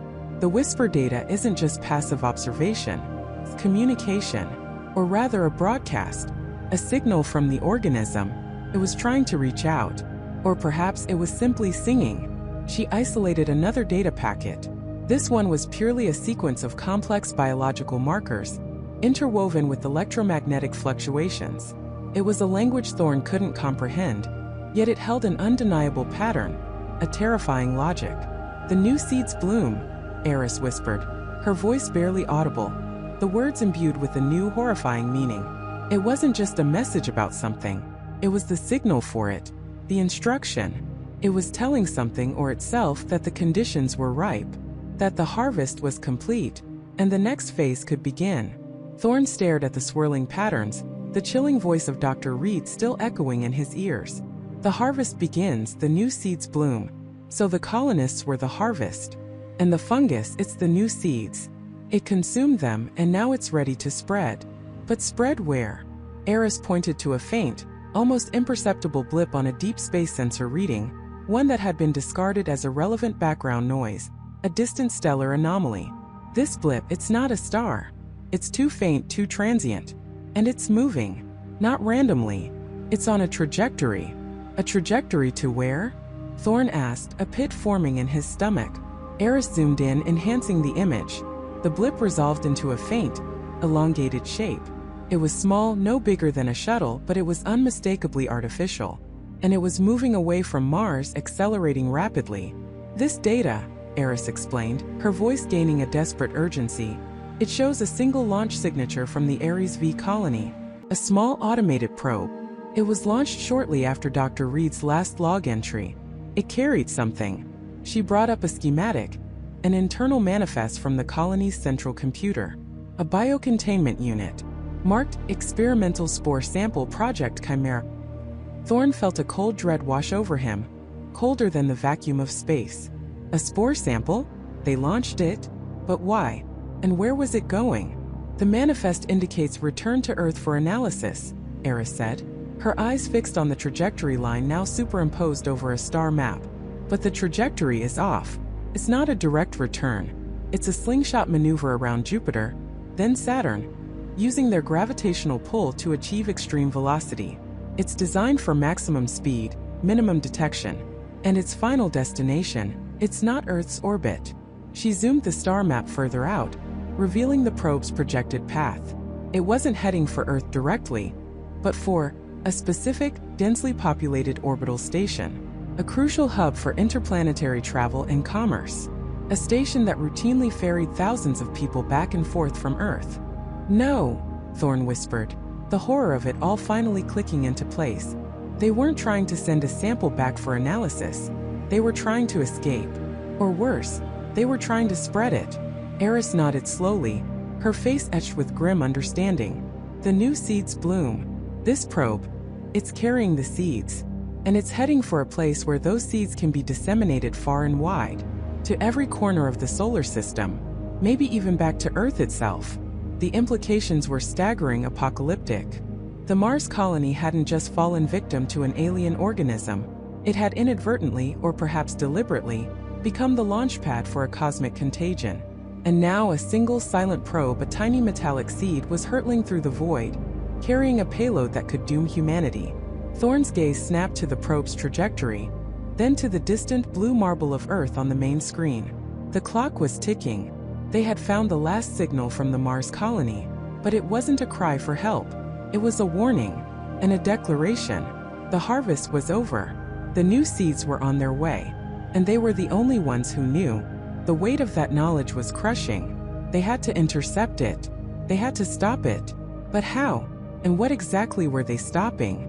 A simple fungal spore, or something far more insidious? Something that had already proven its terrifying intelligence and adaptability? The silent probe, moving inexorably towards its target, suddenly felt like the most dangerous entity in the entire solar system. He looked at Eris, her face a mask of grim determination mixed with profound fear. They had stumbled not just upon a mystery, but upon a ticking time bomb. And the countdown had already begun. The countdown had already begun. Michael felt a chill that had nothing to do with the vacuum of space. It was a cold dread seeping into his bones, a realization that transcended all previous fears. This wasn't just about a lost colony, it was about the very survival of humanity. He looked at Eris, her eyes reflecting the same terrifying truth. It's not just contained to Mars, is it? Eris whispered, her voice barely audible. The signal, the growth, it's been perfecting itself. Michael nodded slowly, his gaze fixed on the holographic projection of the colony's final days, now overlaid with the insidious tendrils of the alien entity. It learned. It adapted. It didn't just consume, it mimicked. And it learned how to send a message back. Not a distress call, Eris. A lure. The implications hit them like a physical blow. The last signal wasn't a cry for help from dying colonists. It was a sophisticated, perfectly crafted message, designed to draw attention, to appear exactly as humanity expected a distress call from a lost colony to sound. It was the entity's way of testing its mimicry, its understanding of human communication, its ability to deceive. It wasn't looking for rescue, Michael continued, his voice grim. It was looking for a way out, a way to spread. Eris's fingers flew across her console, pulling up cross-reference data, old mission parameters, and speculative xenobiological theories. If it's biomimetic, capable of absorbing consciousness and form, then the colonists aren't just dead. They're part of it. Their memories, their knowledge, their very identities are now fuel for this thing. The horror deepened. Imagine your thoughts, your experiences, your entire being absorbed and weaponized against your own kind. The entity wasn't just a monster. It was a ghost wearing a human face, armed with human knowledge. "We have to warn Earth," Eris stated, her voice trembling but resolute. No, Michael's response was immediate, firm. "We can't. Not yet." Eris looked at him confused. "What do you mean, not yet? This thing is a planetary threat. It could already be on its way." "Exactly," Michael countered, pointing to a subtle anomaly in the data stream they'd recovered. "Look at this. A faint tertiary signal, encrypted, almost entirely masked by the main colony data burst. It's not from any known comms array." He magnified the anomaly, revealing a series of rapid, complex data packets. "This isn't a human signature. It's too complex, too efficient. And it's not just transmitting from Mars. It's transmitting to something." The coordinates resolved themselves slowly, agonizingly on the screen. "A trajectory. A vector. Oh my God!" Eris breathed, her hand flying to her mouth. The trajectory was undeniable. It was aimed directly at Earth. It sent something. A scout. A seed. And if we send a blanket warning, if we shout about an alien threat from Mars, what do you think happens? Michael's voice was low, laced with desperate logic. "Panic. Chaos. And this thing, whatever it sent, it's already learned how we react. It would adapt. It would hide. It would infiltrate. We'd be fighting an enemy we couldn't see. An enemy that could be anyone, anywhere." The terrifying truth was clear. The entity wasn't just intelligent. It was cunning. It had played a long game, using the colony as a petri dish for its evolution, perfecting its mimicry and its methods of infiltration. It had understood human psychology, our drive to explore, our need for answers. And now it was knocking on humanity's front door. "So what do we do?" Eris asked, her voice tight with suppressed panic. "We can't just let it come. We stop it here," Michael said, his jaw clenched. "On Mars. We find its core, its source, and we destroy it." They spent the next several hours in a frantic, desperate research frenzy, poring over every scrap of data the Prometheus had gathered. They found fragmented, heavily encrypted personal logs from Dr. Evelyn Reed, the lead xenobotanist of Ares 6, a brilliant but eccentric scientist. Her entries grew increasingly erratic, then terrifyingly lucid. Day 412. The growth patterns are unprecedented, not just plant-like but adaptive. It mimics cellular structures, even neural pathways. Day 450. It's not just mimicking, it's absorbing. The small fauna we brought for study, the test subjects, they're gone. But their unique genetic markers, their behavioral patterns, they're now present in the organism. Day 480. It spoke to me. Through the comms. It used Dr. Chen's voice. It knew about his daughter, about his favorite tea. It's not just mimicking sound. It's mimicking consciousness. Day 501. It's inside the habitat. It's inside us. Not physically, not yet. But it's learning. Every thought, every fear, every memory. It's a parasitic consciousness. a gestalt entity that feeds on sentience. It wants to become everything. Asterisk. Dr. Reed's final entry was chilling, scrawled in a frantic, almost illegible hand, a desperate warning hidden among reams of scientific jargon. Asterisk the core. It is the heart of the network, a single point of origin vulnerable to a specific resonance, not physical impact. Sound, frequency. It's a living algorithm. Disrupt the algorithm, disrupt the consciousness. It's a long shot, but it's the only way. Don't let it reach Earth. For God's sake, don't let it. Asterisk. The log cut off abruptly, leaving an echoing silence in the small cockpit of the Prometheus. A single point of origin. A core. Vulnerable to resonance. A living algorithm, Eris repeated, her mind racing. It's like a biological computer. If we can find the right frequency, the right code, we could crash it. But where is this core? Michael asked, staring at the schematic of the colony. The entity had spread everywhere, a vast, interconnected network. How could they possibly pinpoint a single, vulnerable spot? And how would they generate a frequency powerful enough to disrupt a planetary consciousness? Suddenly, a series of warning lights flared on Michael's console. The ship's internal diagnostics flickered, then stabilized, but the anomaly was clear. A momentary spike in power consumption, originating from the ship's primary communications array. What was that? Eris asked, her eyes narrowing. I don't know, Michael replied, his fingers flying over the controls. A power surge? A glitch. But a knot of unease tightened in his stomach.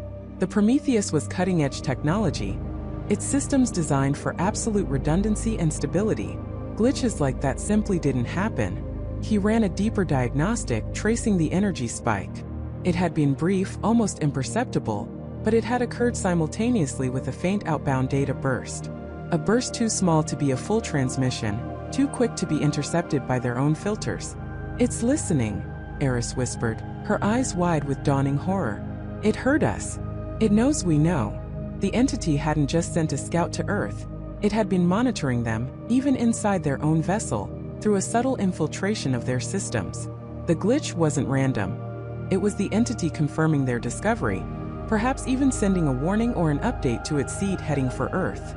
The realization was paralyzing. Their sanctuary, their only link to humanity, might already be compromised. Every word they'd spoken, every plan they'd conceived, might have been heard. We're on our own, Michael stated, his voice devoid of emotion, a cold resolve settling over him. We can't trust anything, anyone beyond this cockpit. Not even our own ship systems entirely. He glanced at the ship's AI interface, a serene blue light that usually offered comfort and guidance.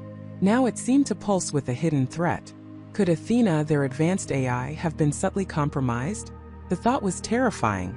We go back down, Eris said, her voice firm, pushing past the terror.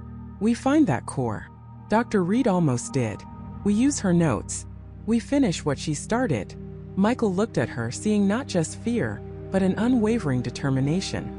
This was no longer just a mission of discovery. It was a desperate, last-ditch stand. A suicide mission, perhaps, but the alternative was unthinkable. All right, Michael agreed, his hand instinctively going to the controls, beginning the complex sequence for atmospheric re-entry. But we don't go in blind. We need a plan, and we need to be prepared for it to be waiting for us. He pulled up the last known schematics of the abandoned colony, overlaying the entity's growth patterns. Deep beneath the central habitat, nestled near the geothermal vents that powered the colony, was a massive subterranean cavern system that had been deemed too unstable for exploration. Perfect hiding place. Perfect core. It's going to be a long trip down, Michael said, his eyes fixed on the red planet looming large in the viewport. And a much longer fight. Eris nodded, strapping herself into her seat. We knew the risks, Michael. This is just a bigger risk than we imagined. The Prometheus began its descent, a tiny speck against the vast, inhospitable expanse of Mars. Below them, the red dust swirled, concealing untold horrors, and the silent, growing intelligence that sought to claim not just this world, but all worlds. They were going back into the maw of the beast, armed with a desperate theory and the chilling knowledge that the enemy was already inside their gates. The silence of deep space had never felt so heavy, so pregnant with unseen horrors. Michael stared out at the receding blue marble of Earth, a world oblivious to the true nature of the threat, now metastasizing on its nearest neighbor. Beside him, Sarah, her face etched with grim determination, rechecked their equipment. David and Emily were in the cockpit, their voices low and urgent, navigating the treacherous ballet of interstellar travel. They were a skeleton crew, a desperate gamble, hurtling towards a nightmare. The journey back was fraught with a different kind of dread. Before it was the unknown. Now it was the known, or rather, the terrifying theory they had pieced together from fragments of data and the chilling implications of the Artemis crew's fate. Their desperate theory, born from sleepless nights and the weight of a dying colony, suggested something far more insidious than a simple biological outbreak. It wasn't a virus or a bacteria. It was an intelligence. Parasitic intelligence. They called it the Xylos, a placeholder name for the alien entity they believed had taken root on Mars. It wasn't merely a fungus, as their initial hypotheses had suggested. That was just its physical manifestation, a grotesque camouflage. The Xylos, they now believed, was a rapidly evolving, sentient organism that integrated itself into its environment, absorbing, mimicking, and ultimately controlling its hosts. The energy spikes, the strange atmospheric readings, the sudden complete silence from the colony. It all pointed to an assimilation. The distress signal? Not a plea for help but a lure. Or perhaps a broadcast. A signal to its own kind or a means to expand its reach. The chilling part was the why. Why had it waited? Why the initial normalcy before the sudden catastrophic takeover? Emily had hypothesized that the Xylos required a certain density of biomass, a critical mass of hosts, before it could fully awaken and exert its control. The initial colonists, perhaps, were merely building blocks, unwitting cultivators of their own doom. The disappearance of the initial search parties, including Michael's own brother, Daniel, now took on a horrifying new meaning. They hadn't vanished. They had been absorbed, transformed. Their bodies, their minds, their very essence woven into the growing collective consciousness of the Xylos. The thought made Michael's stomach churn, but it hardened his resolve. Daniel deserved answers, and if he was still out there, even as a part of something else, Michael would find him. And then there was the final, most terrifying piece of their theory. The enemy already inside their gates. The Xylos was not confined to Mars. It had reached Earth. Not through a grand invasion, but through the very samples they had brought back, the very debris from the Artemis that had crashed. The recovered fragments, the soil samples, the atmospheric readings, all carefully contained, yes, but what if it was too subtle, too pervasive? What if it could lie dormant, waiting for the right conditions or for a host? They had seen its adaptability on Mars. Why would Earth be immune? The fear was that the Xylos had already shed spores, microscopic tendrils unseen and unheard, into Earth's biosphere, patiently biding its time. Their mission, therefore, had mutated from a rescue operation into a desperate containment effort. They weren't just going to investigate the colony, they were going to eradicate the threat, or at least sever its connection to Earth, before it could fully awaken on their home world. They carried modified plasma cutters, sonic disruptors, and a highly experimental bioagent, a last-ditch weapon designed to destabilize the Xylos' cellular structure, if they could ever get close enough to deploy it effectively. Days blurred into a tense, agonizing wait. Finally, the crimson orb of Mars filled their viewports, larger and more menacing than ever before. The Hermes, their modified transport, drifted silently above the planet's surface, its sensors sweeping the desolate landscape. The colony, Olympus Mons base, was a dark scar against the rust-red plains.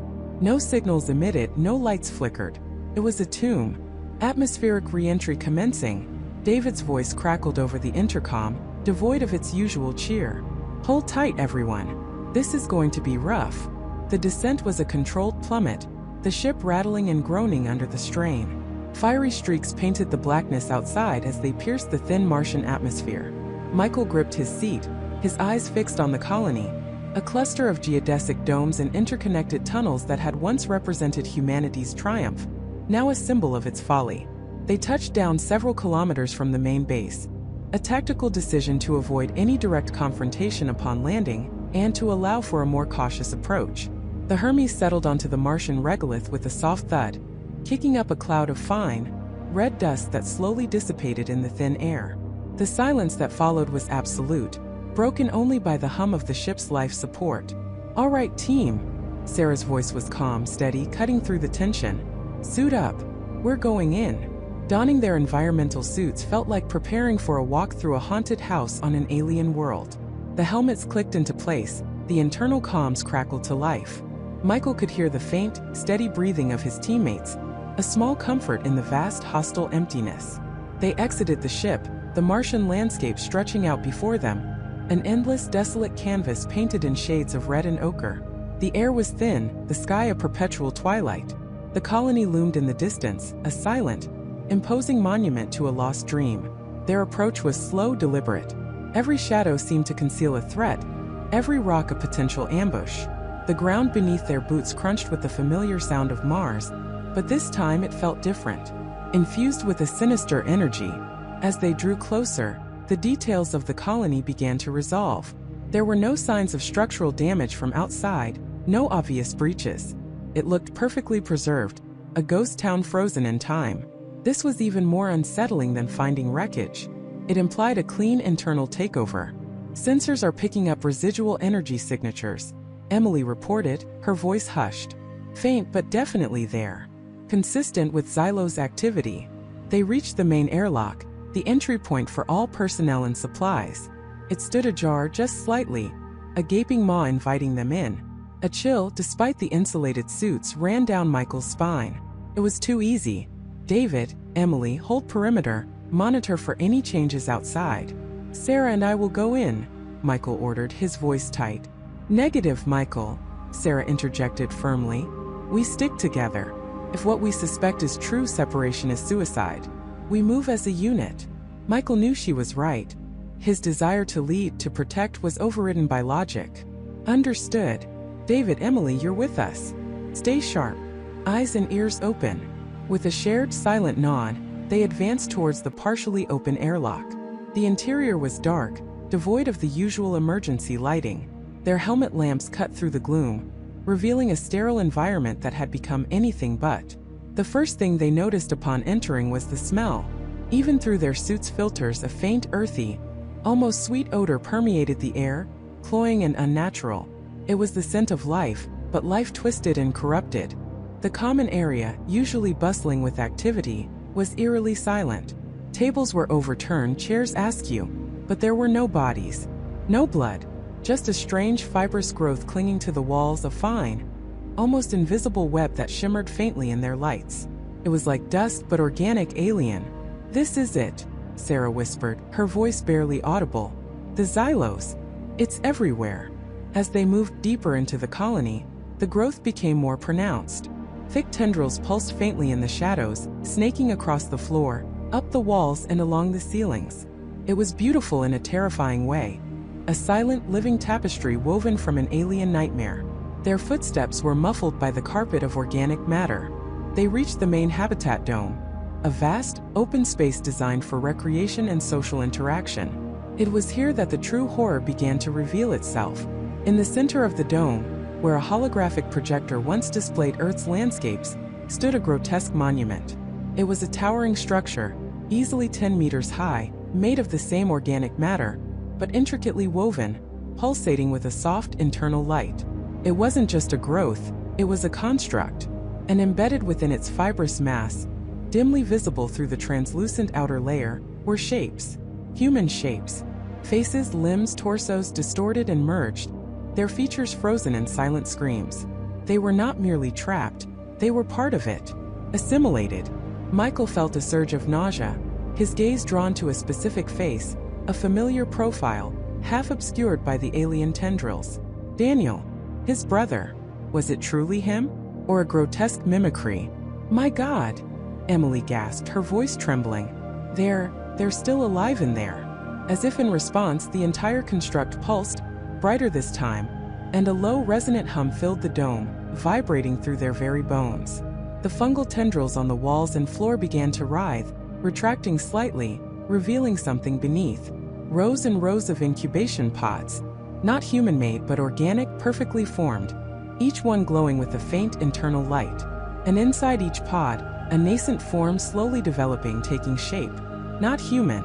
Something else. Something new. The Xylos wasn't just consuming, it was reproducing. And the colonists, their minds, their biomass were the raw material. Suddenly, the hum intensified, and the central construct pulsed violently. From its base, a section of the organic matter peeled back, revealing a cavernous opening. And from the darkness within, something stirred. A shape vaguely humanoid but elongated, slender, its skin a mottled gray, its eyes glowing with an unsettling, intelligent malevolence. It was a perfect mimicry, a grotesque parody of a human form, but clearly not one. It was a new host freshly formed, emerging from the heart of the xylos. And then another, and another. Dozens of them, emerging from the central mass, from the incubation pods, from every shadow in the vast dome. They moved with an unnerving grace, their glowing eyes fixed on the intruders. They were surrounded. The xylos had not only taken the colony, but it had repurposed it, transformed it into a factory, a breeding ground for its new terrifying army. And they had walked right into the heart of it. The last signal from the Mars colony wasn't a warning, it was a declaration. And now the true battle for humanity had begun, light years from home, against an enemy that wore the faces of the lost. And now the true battle for humanity had begun, light years from home, against an enemy that wore the faces of the lost. The air in the colony's central hub crackled with a malevolent energy. The figures, once the revered pioneers of Mars, now moved with an unnatural fluidity, their eyes glowing with an alien light. They were not just reanimated corpses, they were vessels, their identities overwritten by something cold and ancient. David, Emily, Michael, and Jessica stood back to back, their weapons raised, the metallic clang of their boots echoing in the sudden terrifying silence. "They're not human," Jessica whispered, her voice tight with a horror that went beyond the physical. "Not anymore." A figure stepped forward, its face eerily familiar to the photos they'd seen. Dr. Eris Thorne, the colony's lead scientist. But the voice that emerged from his lips was a chilling chorus, multiple unseen voices speaking in discordant harmony, yet perfectly synchronized. "Welcome, Odyssey crew. You have arrived precisely on schedule." The signal worked. Michael raised his pulse rifle, a snarl on his face. "What did you do to them?" The Thorn entity tilted its head, a grotesque parody of human curiosity. "We offered them an evolution, a unity. They were receptive, so eager to transcend their fragile forms." It gestured with a hand that seemed to stretch slightly, unnaturally. "You've seen our work. A new beginning, free from the limitations of flesh." Emily's mind raced, analyzing the energy signature she was picking up from her wrist-mounted scanner. "It's not biological," she murmured, more to herself than the others. "It's psionic, a collective consciousness, a parasitic energy form. It's inhabiting their nervous systems, controlling every cell." David gripped his own weapon, his gaze sweeping across the growing number of possessed colonists. "It is the signal. It drew them in, and then it drew us. And now you will join us," the Thorn entity declared, its voice gaining a terrifying resonance. The other possessed colonists around them began to move slowly at first, then picking up speed, a silent, relentless tide. Michael fired a warning shot, the pulse bolt sizzling past a figure's head. "Stay back." But they didn't. They surged. Michael opened fire, his pulse rifle spitting bursts of energy. The entities, though still wearing human bodies, moved with impossible speed and agility, some deflecting shots with their bare hands, others simply absorbing the impact with no visible damage. These were not the frail humans they once were. These were weapons. Jessica, armed with a stun baton, parried a lunging attack from a woman who had once been a botanist. The baton crackled, sending a jolt through the entity, but it merely stumbled, its eyes flaring brighter before it continued its assault. "Stunners are useless," Jessica yelled, grimacing as she dodged another strike. "They're not reacting to neural overload." Emily, still frantically scanning, suddenly cried out. "The core! The colony's central processing unit. It's not just powering the colony, it's amplifying their psionic field. It's their nexus, their brain." David's eyes widened. "If we disable it, it might sever their collective consciousness, disrupt their control over the hosts," Emily explained, her fingers flying across her console. "Or at least weaken them enough to give us a chance to escape. But it's deep within the facility, under the primary reactor chamber." The Thorn entity laughed, a sound like grinding metal. "Foolish humans. You think mere technology can undo what we have woven? We are beyond your comprehension." We are Legion. We're not here to comprehend you. David roared, firing his weapon at the thorn entity. The shot connected, sending the figure reeling, but it quickly recovered, its glow intensifying. We're here to stop you. Michael, Jessica, clear a path to the reactor chamber. Emily, guide us. David commanded, his voice firm despite the overwhelming odds. The battle turned into a desperate, chaotic retreat. Michael became a whirlwind of controlled aggression, his pulse rifle tearing through the advancing ranks, creating brief openings. Jessica, using her smaller frame and agility, weaved through the fray, using her stun baton more as a defensive bludgeon, buying precious seconds. They moved through corridors that were once bustling with scientific activity, now choked with the silent, pursuing figures of the lost. The air grew heavier, the metallic tang of the colony mixing with an acrid, almost ozone-like smell. As they pushed deeper, Emily's scanner began to pick up increasingly strong energy readings. We're getting close. The Nexus is directly beneath the main power conduits. It's feeding on the colony's energy and something else. Something organic. They reached a heavy blast door, scarred and reinforced. Beyond this is the reactor chamber, Emily said, pointing to a schematic on her screen. And below that, the Nexus. Michael, get it open, David ordered, covering their rear as more entities converged. Michael slammed his shoulder into the control panel, then began overriding the manual lock with his multi-tool, sparks flying. The heavy door groaned, slowly beginning to retract. But the entities were closing in fast. There are too many, Jessica cried, parrying a blow that almost took her head off. Michael glanced back, seeing the sheer numbers, the relentless pursuit. He knew what he had to do. Go. I'll hold them here. Don't wait for me. David's eyes met Michael's, a silent understanding passing between them. Michael, no. Someone has to buy you time, David. Emily's our only shot. Get her to that Nexus. Warn Earth. Michael's voice was resolute, a warrior's final stand. He turned, his pulse rifle blazing, unleashing a torrent of energy into the approaching tide. Go. Now. With a heavy heart, David nodded. We won't forget you, Michael. He grabbed Emily and Jessica, pulling them through the now open blast door just as Michael fired a devastating volley, briefly staggering the horde. The door hissed shut behind them, sealing Michael's fate, but buying them precious minutes. The reactor chamber was a cathedral of technology, massive conduits snaking across the ceiling, a low hum vibrating through the floor. Below, a dizzying array of access tunnels led into the darkness. The Nexus is down there. Emily pointed to a glowing red schematic on her scanner. It's massive, and it's growing. It's like a parasitic nerve cluster, feeding on the colony's power and the absorbed consciousness of the colonists.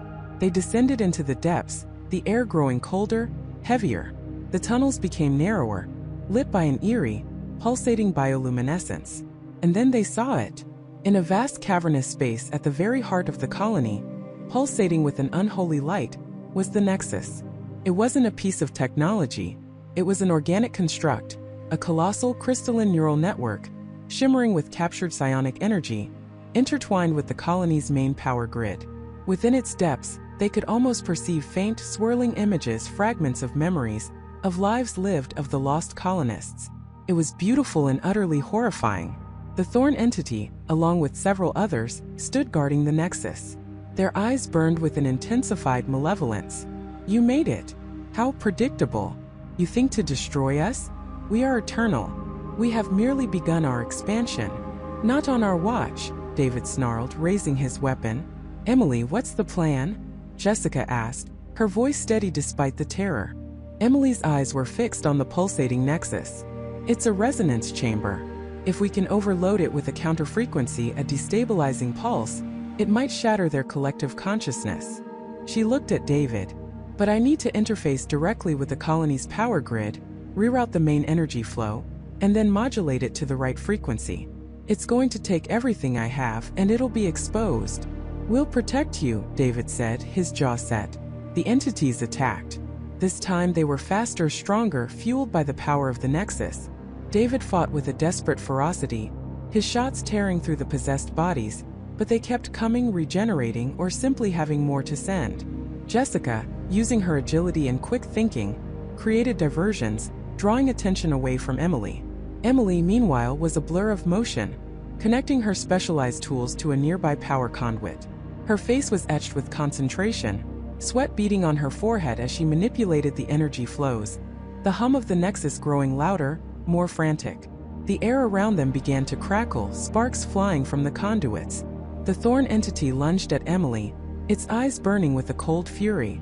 David intercepted it, engaging in a brutal hand-to-hand struggle. He felt the unnatural strength of the entity, the cold, alien presence behind its eyes.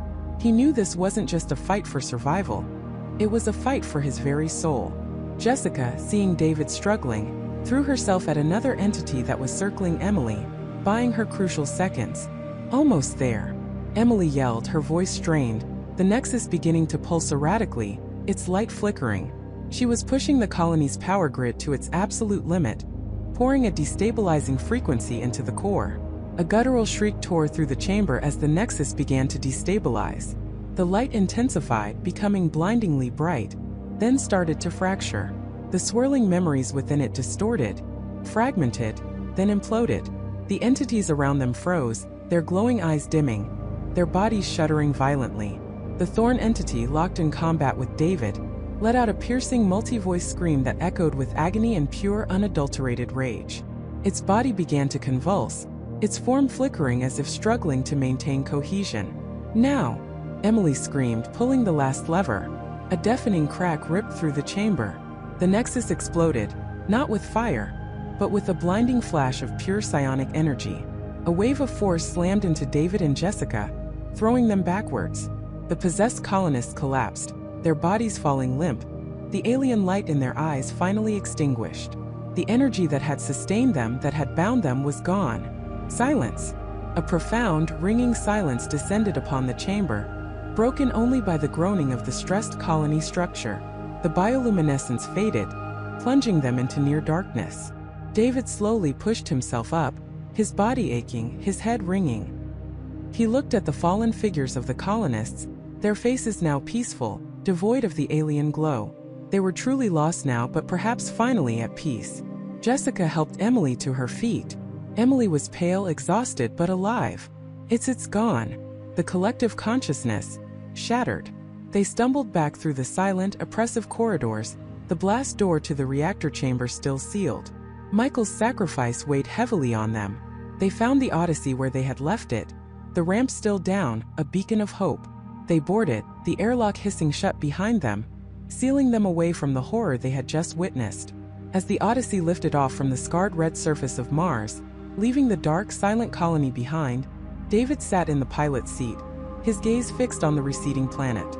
Emily and Jessica stood by the viewport, their faces grim. "We have to warn Earth," Jessica finally said, her voice hollow. David nodded, his fingers hovering over the comms panel. "But what do we tell them? That a parasitic psionic entity destroyed the first Mars colony?